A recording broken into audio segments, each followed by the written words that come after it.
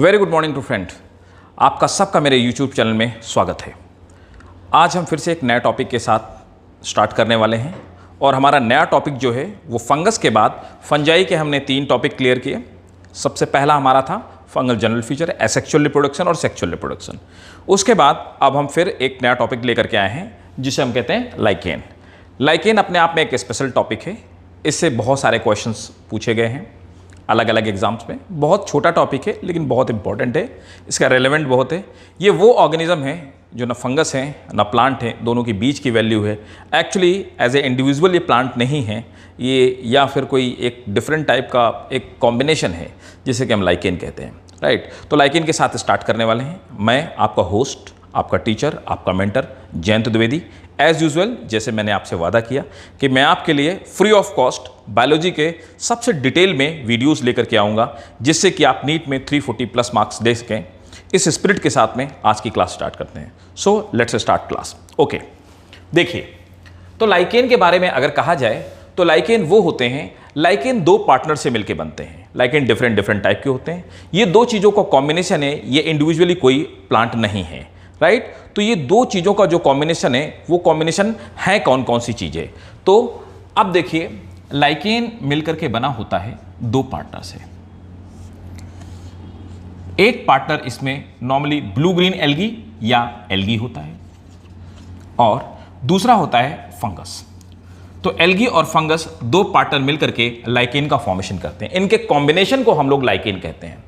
Algae जो partner होता है इसके हम लोग कहते हैं फाइकोबायोन्ट और फंगल पार्टनर को माइकोबायोन्ट कहा जाता है, माइकोबायोन्ट। तो लाइकेन फाइकोबायोन्ट और माइकोबायोन्ट का कॉम्बिनेशन है। अब दोनों में रिलेशनशिप क्या होता है, या यूं कहा जाए कि लाइकेन में किस तरह का न्यूट्रिशन पाया जाता है। तो लाइकेन की अगर न्यूट्रिशन की बात करें तो फाइकोबायोन्ट मतलब एल्गी फूड का फॉर्मेशन करते हैं, ये फूड बनाते हैं। फोटोसिंथेसिस की प्रोसेस के थ्रू फूड का फॉर्मेशन करते हैं। तो ये फोटोसिंथेसिस की प्रोसेस करते हैं, फोटोसिंथेसिस की प्रोसेस से फूड का फॉर्मेशन करते हैं। ये फूड देते हैं फंगस को, क्योंकि फंगस ग्रीन नहीं होते, ये अपने लिए फूड का फॉर्मेशन नहीं कर सकते हैं। फंगल पार्टनर इससे फूड लेता है। लेकिन एल्गी में जैसे हमें ये पता है एल्गी वो प्लांट हैं जिनमें लीव्स, स्टेम या रूट जैसे स्ट्रक्चर नहीं पाए जाते। ये ग्रीन तो होते हैं, ये फूड तो बना सकते हैं, लेकिन इनमें रूट जैसे स्ट्रक्चर नहीं पाए जा सकते। ये सबस्ट्रेटम से वाटर अपने लिए नहीं निकाल सकते, नहीं एब्जॉर्ब कर सकते।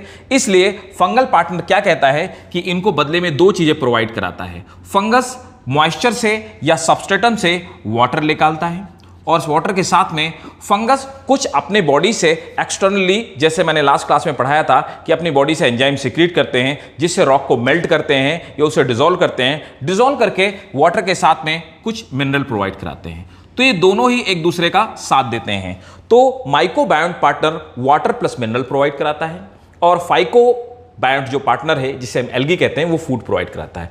इस तरह से दोनों एक दूसरे के लिए हेल्प करते हैं और फुलफिलमेंट करते हैं दोनों की रिक्वायरमेंट का। इस तरह के रिलेशनशिप को आप कहते हैं सिम्बायोटिक रिलेशनशिप, सिम्बायोटिक रिलेशनशिप। या ऐसे रिलेशनशिप को आप सिम्बायोटिक रिलेशनशिप के साथ में और क्या कहते हैं, इसे हम सिम्बायोसिस कहते हैं, सिम्बायोटिक रिलेशनशिप कहते हैं, या इसी को इकोलॉजी में म्यूचुअलिज्म कहते हैं, म्यूचुअलिज्म।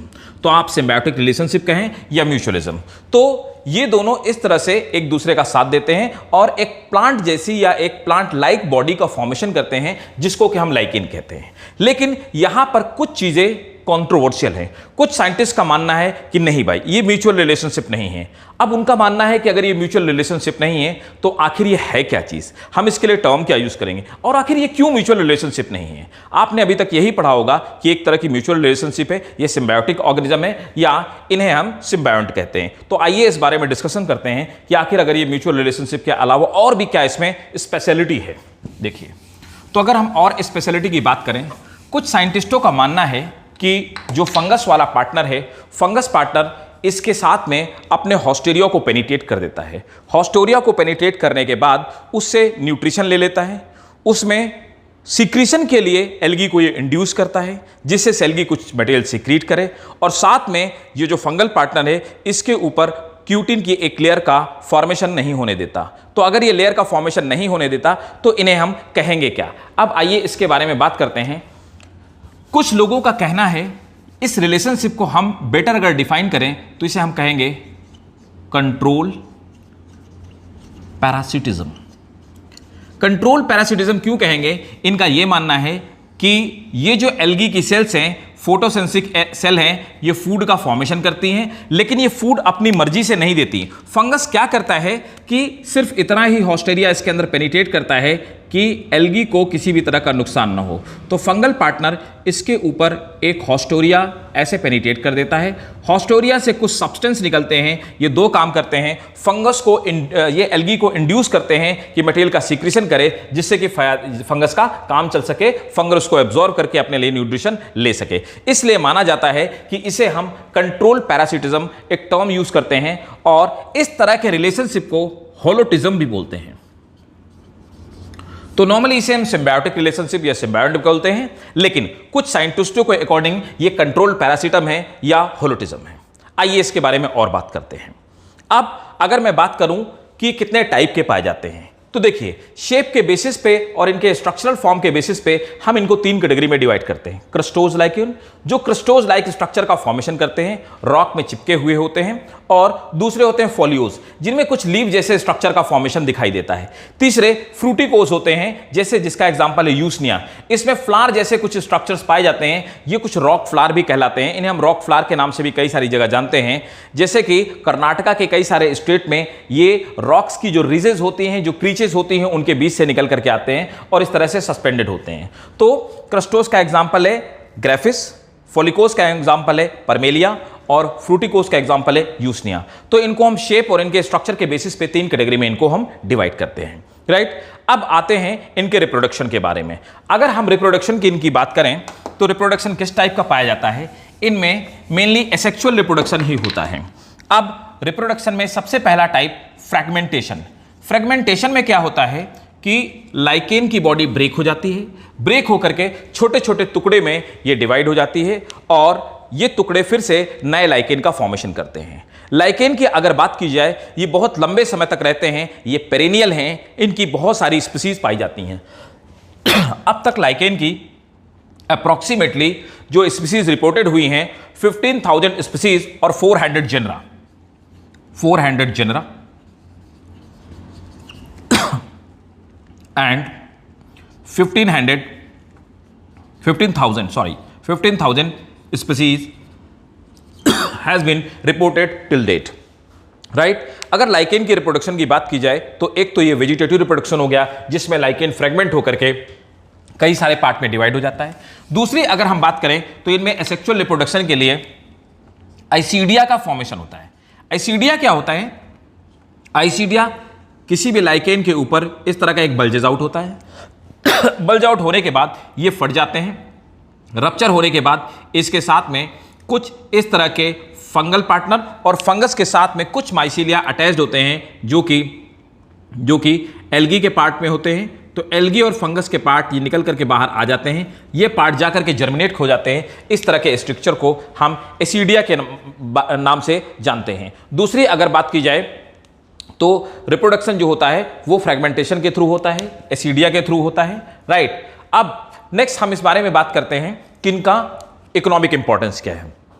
लाइकेन को एनवायरमेंटल इंडिकेटर कहते हैं या इन्हें इकोलॉजी का इंडिकेटर कहते हैं। अगर एयर पोल्यूशन बढ़ने लगे, स्पेशली सल्फर डाइऑक्साइड का अगर अमाउंट एनवायरमेंट में बढ़ने लगे तो लाइकेन मरने लगते हैं और लाइकेन सूखने लगते हैं, इसीलिए इन्हें एनवायरमेंटल इंडिकेटर भी कहा जाता है। अगर कहीं पे किसी भी एटमॉस्फेयर में लाइकेन सूख रहे हैं, आप समझिए वहां एयर पोल्यूशन बढ़ चुका है या इस तरह से वहां पे पोल्यूशन ज्यादा है। दूसरी अगर हम इंपॉर्टेंट बात करें, लाइकेन को फूड के फॉर्म में यूज किया जाता है। लाइकेन से कुछ एसिड एक्सट्रैक्ट किए जाते हैं। यूसनिया से हम लोग यूसनिक एसिड निकालते हैं, जो कि मेडिसिनल वैल्यू रखता है, तो मेडिसिन की तरह भी इनका यूज करते हैं। लाइकेन जो क्रस्टोज लाइकेन होते हैं, जिस समय लद्दाख में, लेह में, उन वाले एरियो में पूरी बर्फ जमी होती है, वहां पर रेंडियर और बाकी के अंटार्कटिका वाले पार्ट में रेंडियर होते हैं, और बाकी के जगहों पे जो ठंडी जगह पे पाए जाने वाले ऑर्गेनिज्म होते हैं, एनिमल्स होते हैं, वो इनको खाते हैं और ये बहुत न्यूट्रिशियस होते हैं, इनसे अपना न्यूट्रिशन लेते हैं। अब दूसरा क्या होता है जिसकी मैं बात कर रहा था, रेंडियर जिन्हें खाते हैं, उस लाइकेन का नाम है क्लैडोनिया रेंगिफोरा, ठीक है। तो क्लैडोनिया रेंगिफोरा क्लैडोनिया रैंगीफेरा।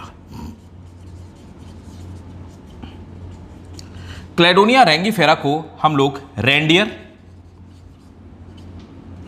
रेंडियर लाइकेन के नाम से जानते हैं। इसी लाइकेन को खा करके ये रेंडियर जिंदा रहते हैं उस समय जब वेजिटेशन की कमी होती है और वेजिटेशन नहीं होती है। दूसरा, परमेलिया जो होती है, जिसकी हम बात करते हैं, Parmelia is known as, this is called rock flower. तो इसको हम रॉक फ्लावर के नाम से भी जानते हैं, राइट। ये रॉक फ्लावर कहलाता है परमेलिया। दूसरे नंबर पर अगर मैं बात करूं तो हम बात कर रहे थे लैक्नोरा स्कुलेंटा।